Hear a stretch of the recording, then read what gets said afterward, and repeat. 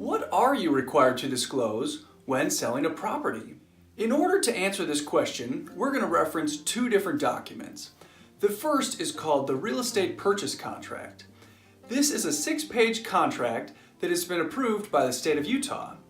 The second document is called the Seller's Property Condition Disclosures. In the Real Estate Purchase Contract, the seller's disclosure requirements are mentioned twice, once in Section 7 and again in Section 10.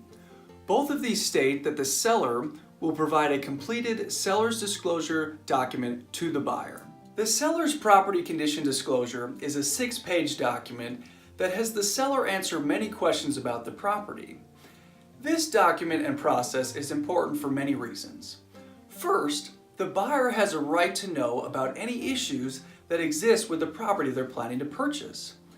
Second, if the seller discloses an issue with the property and the buyer still purchases the property, the seller will be protected after the home is sold.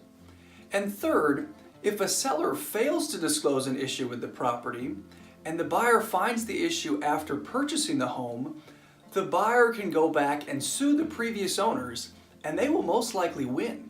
Let's read the instructions directly from the Seller's Property Condition Disclosure.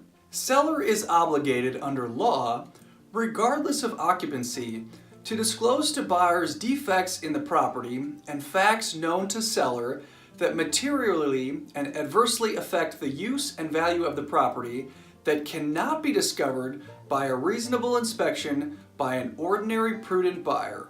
In English, that means a buyer should not depend on the seller's disclosures provided by the sellers. A buyer should have their own inspections performed so that they can really understand the condition of the property they're purchasing. When I help someone sell a home, this is what I say. The seller's disclosures are your insurance policy. If you disclose something about the property and a buyer still decides to purchase the property, they can never come back and sue you.